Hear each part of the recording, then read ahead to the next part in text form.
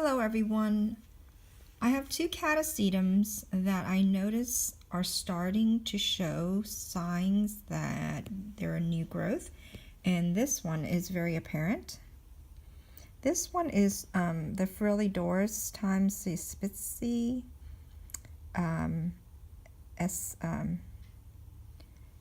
SVO Gold, and there's that growth right there. You can see it right there. Okay, and so I'm going to start cleaning it up, and I went ahead and took pictures on it. So well, before I cleaned up, actually, I decided to split that bulb right there. I may try to propagate this one, and so I pulled it off for now to see what I will do. So here it is. I'm going to cut the old roots off. I'm going to cut all the roots off right over here and all of these before I repot it. And I'm not going to repot it yet because I want to wait until the new pseudobulb is big enough that it will tolerate a little moisture without endangering it to be rotten. So and there's my trimming. I used a sterile scissor, which I sterilized with flame. I usually just sterilize with flame, with heat. So there it is, and there's its old roots. The second orchid I have that is a catasetum is the FDK After Dark, and there it is. And I'm going to trim all that root off. And I didn't realize until after I trimmed the root off and started cleaning that I saw a little baby pseudobulb or a new growth. And you can't really see it right there. Let me zoom in. And there it is. Right there. There.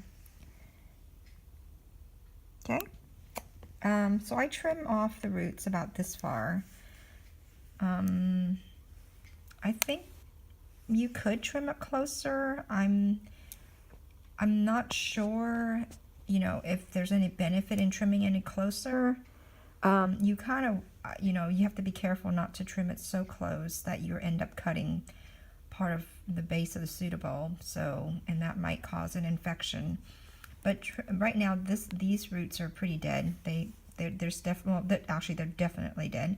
There's no life to it. You can feel how spongy it is and hollow on some. So now let me, so right now it's about, so I took these pictures, this picture about February, yesterday. So, and I had mentioned that you would see new growth in February for these two. And this little one this orchid has a smaller growth, and it's a little bit behind the other one because, oops, there it is. It's behind the Frilly Doris. I'm going to call this one Frilly Doris for short. So this one is a little more progressive than the FDK. Here's the growth on the FDK. It's tiny. You see how my pen is right there? It's real tiny. Versus the Frilly Doris is much bigger. There it is. Because I noticed that the growth stage on the Frilly Doris is a little more ahead, or what do you call it? It's like a month or so ahead. So it progresses earlier, but it also goes into dormancy earlier. So let me show you some pictures in the progression stage of this orchid Frilly Doris. So, and I think, yeah, I made a video before on Frilly Doris. So you can also check that video. I'll try to put a hyperlink at the bottom of this video to take you there. But I also have some pictures that I can show you. Show you here. Okay, so here is a picture from 2 years ago on Frilly Doris, and this picture was taken, July 5th. Let me go to the date here. Oops, sorry, August. And this is from 2018. Sorry, not 2 years ago.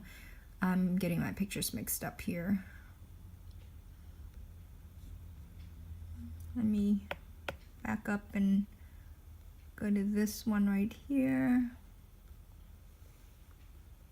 Okay, so this one is from 2 years ago that it first bloomed for me, and there's the spike, and that was from July 5th. So July 5th, you basically, so now it's February, and I see the the new growth, and this so by July, this is how much greenery you will see, and you should expect to have a spike sometime in July. So February to July, about 5 months later, that's pretty fast growing. So it's going to need a lot of fertilizer when you repot it. Make sure you have a handful of Osmocote mixed in, as well as every other week also some fertilizer like CalMag, Peter's CalMag, or whatever general fertilizer you prefer for your orchids. Let's see what else. So that is the July 5th update in that one. And then this one, let me see, that's a 2008 bloom. So this is, okay, so this is a 2017 bloom. That is what you get after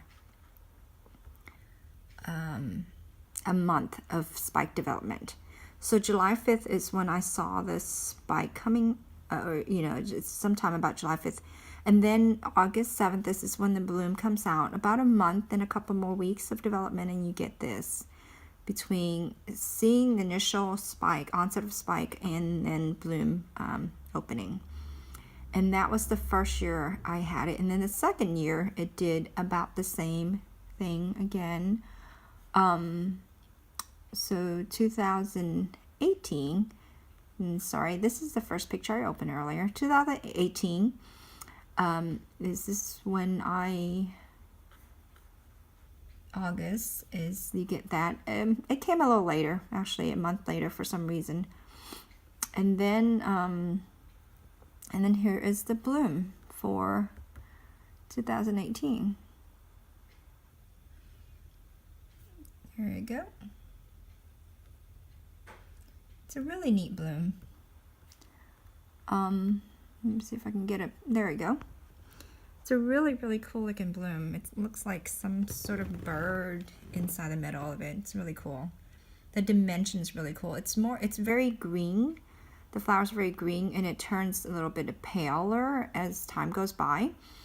And then when it drops, it's sort of yellowish. So, all right. Let me show you the date on that one. And there it is, by September. So in August, I saw the spike for 2018, and then I see the bloom in September. Okay, and then for the Catasetum FDK After Dark, as you remember, there was another video on that one too. I see a spike. I would say this has been progressing since September, so now this is October. And it took a long time. This one took longer than Frilly Doris. And then you would get this.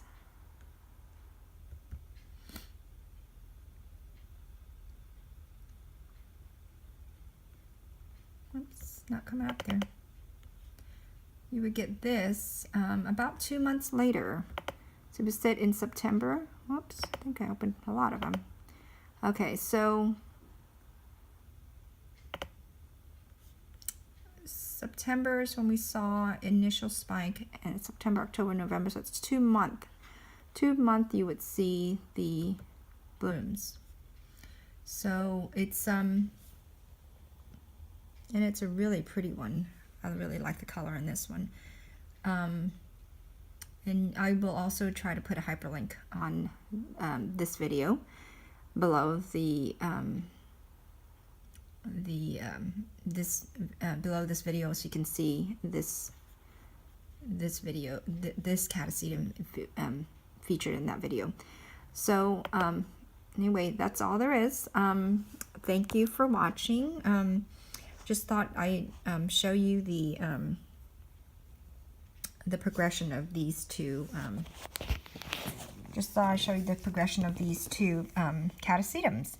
And also, just to summarize, I'm going to pot these when the roots are showing more. Maybe possibly, maybe when it's, I don't know, I think they mentioned about 2 inches or so tall, or I usually just, I don't know, by experience, look and see if it has enough roots that it's, you know, big enough. So, and I will try to make another video on repotting this, but right now I'm just going to leave it as it is and let the new growth continue to grow, and then we'll pot it later. And when you repot it, you need to wet the sphagnum moss, so that is going to be coming up later. Thank you. Bye-bye.